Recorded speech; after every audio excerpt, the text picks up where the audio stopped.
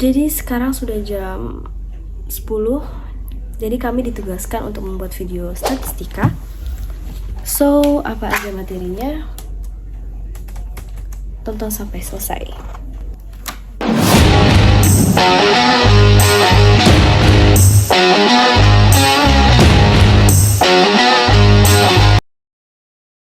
Kami dari kelompok 9 akan menjelaskan uji analisis non-parametrik.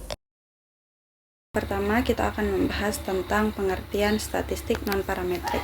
Pada tahun 1942, istilah non-parametrik pertama kali digunakan oleh Wolfowitz. Statistik uji non-parametrik merupakan cabang ilmu statistik yang mempelajari prosedur-prosedur dalam statistik inferensial di mana tidak bergantung kepada asumsi-asumsi yang khusus. Oleh karena tidak bergantung pada asumsi tertentu, statistik non-parametrik bisa disebut statistik bebas distribusi atau uji bebas asumsi.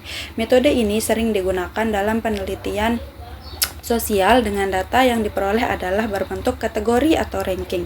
Uji statistik non-parametrik tidak membutuhkan parameter khusus dari populasi yang akan diamati dan tidak mensyaratkan distribusi data normal. Metode uji ini dapat digunakan untuk analisis data baik skala nominal maupun ordinal karena biasanya data berbentuk ini tidak berdistribusi normal. Dari segi jumlah data, statistik non-parametrik umumnya digunakan untuk data berjumlah kecil atau jumlah datanya yaitu kurang dari 30. Tentang perbedaan statistik non-parametrik dengan statistik parametrik. Nah, statistik non-parametrik dengan statistik parametrik itu memiliki perbedaan. Yang pertama yaitu asumsi pada statistik parametrik adalah sampel berasal dari populasi dengan variasi yang sama dan sampel random diambil dari populasi normal. Statistik parametrik banyak digunakan untuk analisis data interval atau rasio dan ukuran sampel relatif besar atau jumlahnya itu lebih dari 30. Nah, sedangkan asumsi pada statistik non-parametrik adalah tidak memberi syarat atau asumsi-asumsi tertentu kecuali berdistribusi kontinu. Statistik non-parametrik lebih banyak digunakan untuk menganalisis data nominal dan ordinal dengan ukuran sampel relatif kecil atau jumlah sampelnya itu kurang dari 30. Kapan metode statistik non-parametrik digunakan? Nah, yang pertama yaitu jika ukuran sampel sangat kecil hingga distribusi data tidak mendekati normal dan jika tidak ada asumsi yang bisa dibuat tentang bentuk distribusi populasi yang jadi sampel besar. Yang kedua yaitu jika menggunakan data ordinal, yaitu data-data yang diperingkatkan atau disusun dalam urutan. Yang ketiga yaitu jika digunakan data nominal, yaitu data-data yang dapat diklasifikasikan dalam bentuk data kategori kemudian bisa dihitung frekuensinya. Selanjutnya kita akan membahas keuntungan dan kekurangan statistik non-parametrik. Nah, pedoman penggunaan statistik non-parametrik ini terbagi menjadi 3, yaitu pedoman statistik non-parametrik uji 1 sampel, pedoman statistik non-parametrik uji 2 sampel, dan pedoman statistik non-parametrik uji lebih dari 2 sampel. Nah, yang pertama kita akan membahas mengenai pedoman statistik non-parametrik uji 1 sampel. Jika jumlah datanya hanya 1 sampel, maka perlu dilakukan analisa univariat. Nah, jika jumlah datanya lebih dari 2, yaitu analisa multivariat. Dilihat dari jenis datanya, jika jenis datanya nominal atau ordinal atau interval atau ratio berdistribusi tidak normal, maka digunakan statistik non-parametrik. Nah, jika jenis datanya interval atau ratio distribusi normal, maka digunakan statistik parametrik. Dilihat dari jumlah sampel. Jika jumlah sampelnya ada 1, maka lihat tujuannya. Dan jika jumlah sampelnya ada 2 atau lebih, maka lihat modul lain. Nah, jika dilihat dari tujuannya, jika uji 1 sampel, maka digunakan uji binomial dan range, dan jika tujuannya uji keselarasan, maka digunakan uji Chi kuadrat dan uji Kolmogorov-Smirnov. Yang kedua yaitu pedoman statistik non-parametrik uji 2 sampel. Jika jumlah datanya berjumlah 1, maka digunakan analisa univariat, dan jika datanya berjumlah 2 atau lebih, maka digunakan analisa multivariat. Dilihat dari jenis datanya, jika jenis datanya nominal atau ordinal atau interval atau ratio berdistribusi tidak tidak normal, maka digunakan statistik non-parametrik. Nah, jika jenis datanya interval atau ratio distribusi normal, maka digunakan statistik parametrik. Jika dilihat dari jumlah sampel, jika jumlah sampelnya 2, yaitu lihat hubungan antara sampel. Nah, jika nominalnya bukan 2, 1 atau lebih dari 3, jika jumlah sampel bukan 2, misalnya 1 atau lebih dari 3, maka lihat modul lain. Nah, jika dilihat dari hubungan antar sampel, jika sampelnya bebas, maka digunakan uji binomial dan uji Range. Dan jika sampelnya berhubungan, maka digunakan uji Wilcoxon atau uji Sain atau uji MC-Neymar atau uji marginal homogeneity. Nah, pedoman yang ketiga yaitu pedoman statistik non-parametrik uji lebih dari 2 sampel.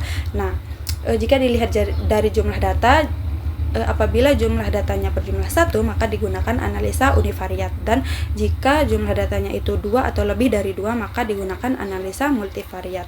Dilihat dari jenis data, jika jenis datanya nominal atau ordinal atau interval atau ratio berdistribusi tidak normal, maka digunakan statistik non-parametrik, dan jika jenis datanya interval atau ratio atau berdistribusi normal, maka digunakan statistik parametrik. Apabila dilihat dari jumlah sampel, jika jumlah sampelnya itu 3 atau lebih, maka lihat hubungan antara sampel, dan jika jumlah sampelnya 1 atau 2, maka lihat modul lain atau dimaksudkan di atas gitu. Jika dilihat dari hubungan antar sampel, nah apabila sampelnya itu bebas, maka digunakan uji Kruskal-Wallis atau uji median dan uji John-Heer-Terpstra. Nah, jika sampelnya berhubungan, maka digunakan uji Friedman, uji konkordansi Kendall, dan uji Shokran. Jadi di sini saya akan melanjutkan materi presentasi yang akan membahas tentang melakukan uji korelasi Spearman-Rank. Jadi yang pertama adalah pengertian korelasi Spearman-Rank. Korelasi rank ini ditemukan oleh Spearman sehingga disebut juga sebagai korelasi Spearman. Korelasi ini dapat juga disebut sebagai korelasi bertingkat, korelasi berjenjang, korelasi berurutan, atau korelasi berpangkat. Berbeda dengan korelasi product moment person, di mana sumber data untuk variabel yang akan dikorelasikan harus sama, yaitu data interval atau rasio, dan harus berdistribusi normal. Maka pada data yang dikorelasikan rank Spearman bisa berasal dari sumber data yang tidak sama. Jenis data yang akan dikorelasikan berasal dari data ordinal, dan variabel tidak harus berdistribusi normal. Contoh soalnya adalah jika diketahui data motivasi mahasiswa X dengan prestasi mahasiswa Y pada mata kuliah statistik adalah sebagai berikut. Nah, ini merupakan datanya. Kemudian, jika A sama dengan 0,05, maka ujilah menggunakan dua pihak untuk Spearman rank. Apakah ada hubungan yang signifikan antara data motivasi mahasiswa dengan prestasi mahasiswa? Jadi, cara penyelesaiannya adalah yang pertama kita akan membuat hipotesis. Nah, seperti yang ada di PPT, HO sama dengan HO, R sama dengan 0, atau tidak ada hubungan korelasi yang signifikan antara motivasi mahasiswa dengan prestasi mahasiswa. Kemudian, HA, R tidak sama dengan 0, atau ada hubungan atau korelasi yang signifikan antara motivasi mahasiswa dengan prestasi mahasiswa. Jadi, cara penyelesaiannya adalah yang pertama kita akan membuat hipotesis. Nah, seperti yang ada di PPT, langkah selanjutnya yaitu kita akan membuat tabel penolong atau tabel ranking. Nah, jadi ini merupakan tabelnya. Kita mencari ranking 2 dan 3. Karena nilai yang sama ada 2, berarti kita akan mencari ranking 2 dan 3. Nah, jadi 2 dan 3 ini kita akan jumlahkan. 2 ditambah 3 sama dengan 5. Nah, kemudian kita akan bagi berdasarkan berapa nilai yang sama. Nah, jadi nilai yang sama di sini kan ada 2, berarti kita akan bagi menjadi 2. Berarti 2 ditambah 3 sama dengan 5, kemudian 5 dibagi dengan 2 sama dengan 2,5. Langkah selanjutnya adalah kita akan mencari nilai D. Nilai D ini kita dapatkan dari ranking X dikurangi ranking Y. Jadi berarti 7 dikurangi 8 sama dengan minus 1, 8 dikurangi 8 sama dengan 0, 9 dikurangi 10 sama dengan minus 1 sampai selesai. Kemudian ke kolom selanjutnya adalah D kuadrat tabel. Nah, yang pertama adalah menghitung RS hitung. RS hitung ini punya rumus, yaitu 1 dikurangi 6 sigma D kuadrat dibagi N dalam kurung N kuadrat dikurangi 1. Nah, jadi D kuadrat ini tadi sudah kita dapatkan, yaitu 158. Kemudian N ini adalah jumlah sampel atau mahasiswa. Nah, jadi kita akan menghitung seperti yang sudah tertera di PPT dan hasil akhirnya adalah 0,04. RS tabel sama dengan N dikurangi 2 alfa sama dengan 10 dikurangi 2 0,05 sama dengan 8 0,05. Nah, langkah selanjutnya adalah kita akan melihat pada tabel. Kita mencari 8 dulu di samping, kemudian kita akan mencari 0,05 di bagian atas tabelnya. Kemudian kita sesuaikan angka yang menghubungkannya. Hasilnya adalah 0,648. Nah, jadi berdasarkan hasil yang sudah kita hitung tadi, karena RS hitung sama dengan 0,04, lebih kecil dari RS tabel sama dengan 0,648, maka HA ditolak. HO diterima, artinya tidak ada hubungan atau korelasi yang signifikan antara motivasi mahasiswa dan prestasi mahasiswa. Oke, langsung saja ke materi yang ketiga, yaitu uji Mann-Whitney. Apa sih itu uji Mann-Whitney? Jadi, uji Mann-Whitney itu digunakan untuk membandingkan dua sampel independen ketika datanya tidak berdistribusi normal atau bersifat ordinal. Uji ini membandingkan median atau rata-rata ranking antara dua kelompok dan merupakan alternatif non-parametrik dari uji T. Jadi, proses yang pertama yaitu adalah penyusunan data, yaitu mengurutkan data dari yang terkecil hingga terbesar. Kemudian proses yang kedua memberi peringkat atau memberi dan menghitung jumlah peringkat, dan proses yang ketiga menghitung nilai U pada setiap data dan diambil data paling kecil untuk dibandingkan dengan U tabel. Kemudian proses yang terakhir yaitu menyimpulkan dengan melihat tabel U, Mann-Whitney, dan kita akan menyimpulkan hipotesisnya. Misalkan terdapat dua kelompok sampel independen pada tabel berikut. Jadi kita itu membandingkan nilai ujian matematika dua kelas yang berbeda, kelas A dan kelas B, yang memiliki nilai ujian seperti yang tertera di layar. Jadi kelas A dan kelas B. Jadi kelas A itu memiliki data atau jumlah data itu sebanyak 9, dan kelas B itu ada 7 data. Nah, kemudian kita menentukan dulu nih hipotesisnya, yaitu HO. HO-nya yaitu nilai kelas A sama dengan kelas B. Nah, HI ini nilai kelas A tidak sama dengan B. Yaitu cara yang pertama, kita akan menggabungkan dua data dan mengurutkannya dari data yang kecil menuju data yang paling besar. Kemudian memberikan ranking. Mungkin bisa teman-teman lihat di layar. Ketika ada dua data, misalnya data A dan B itu memiliki nilai yang sama, misalnya di kelas A itu ada nilai 89 dan di kelas B itu ada juga data 89, maka kita menentukan urutan rankingnya itu dengan cara rata-ratanya. Jadi rankingnya itu yang 89 ini karena ada dua datanya, kita berikan dia ranking 13,5 seperti itu. Kemudian kita jumlahkan setiap peringkat yang didapatkan oleh data pada kelas A dan kelas B itu kita jumlahkan. Nah, hasilnya itu untuk ranking yang kelas A adalah 97,5 dan kelas B itu mendapat jumlah ranking 38,5. Langsung saja ke cara yang ketiga, yaitu melakukan perhitungan nilai U dari data kelas A dan kelas B. Jadi kita hitung satu-satu. Dari data yang pertama, yaitu data A, kita menghitung nilai U-nya, yaitu rumusnya adalah seperti yang ada di layar, yaitu U1 sama dengan N1 plus N2 ditambah N2 dalam kurung N2 plus 1 dibagi 2 dan dikurang sigma R2. R2 itu apa sih? Jadi R2 itu adalah jumlah data dari R2 atau jumlah ranking di data kelas B atau data yang kedua.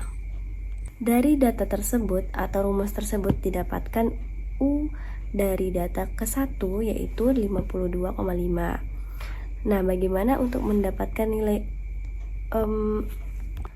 sedangkan pada U2 didapatkan hasil 10,5. Maka dari nilai U data 1 dan nilai U data kedua, kita ambil nilai U yang paling kecil untuk dibandingkan dengan U tabel. Langkah selanjutnya itu menentukan nilai kritis dengan tabel U Mann-Whitney. Jadi ketika kita menggunakan alpha 0,05, maka kita akan menemukan data yang pertama itu ada 9, kemudian kita turun lagi menuju 0,05, di mana data yang kedua itu ada 7 data. Nah, ketemulah angka 12 pada tabel. Selanjutnya kita akan membuat kesimpulan. Didapatkan nilai U tabel adalah 12 karena nilai U hitung dalam kurung 10,5 atau lebih kecil dari U tabel yaitu 12. Maka hipotesis HO itu ditolak dengan kesimpulan nilai matematika kelas A dan B berbeda. Di sini perlu diperhatikan jika nilai U hitung lebih kecil dari U tabel, maka HO ditolak dan HI diterima. Dan sebaliknya, jika U hitung itu lebih besar dari U tabel, maka tidak dapat kita tolak HO dan HI diterima. Selanjutnya materi yang keempat yaitu uji Kruskal-Wallis. Apa sih itu uji Kruskal-Wallis? Jadi uji Kruskal-Wallis itu digunakan untuk membandingkan atau 3 atau lebih sampel independen bila datanya berbentuk ordinal. Jadi di sini ada cara manual dan juga menggunakan SPSS atau juga bisa menggunakan Excel. Sebelumnya, misalnya ada sebuah contoh di mana kita akan menggunakan data produksi antibodi setelah menerima vaksin. Sebuah rumah sakit memberikan 3 vaksin berbeda kepada masing-masing 6 orang dan mengukur keberadaan antibodi dalam darah mereka setelah jangka waktu tertentu.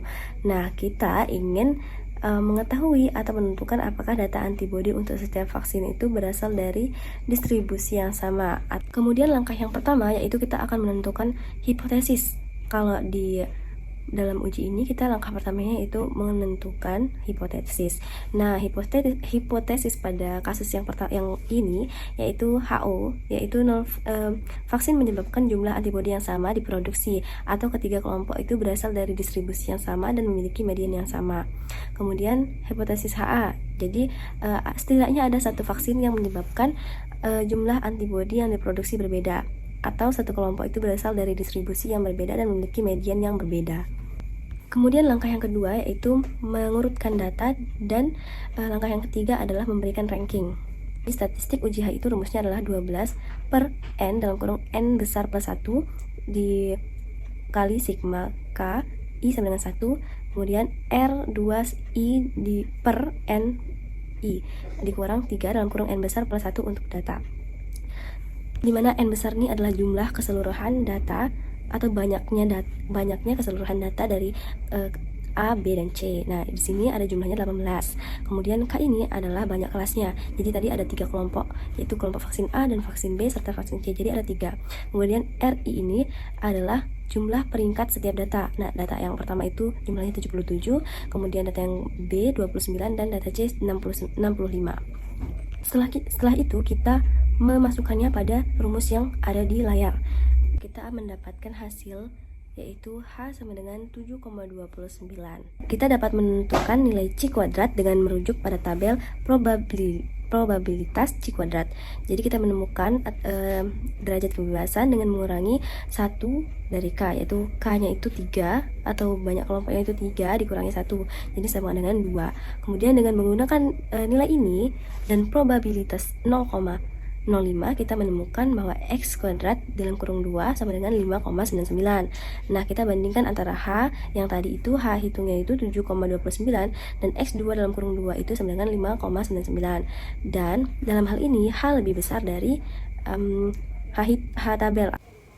Jadi kesimpulannya itu adalah H itu lebih besar dari batas kritis, sehingga hipotesis 0 ditolak.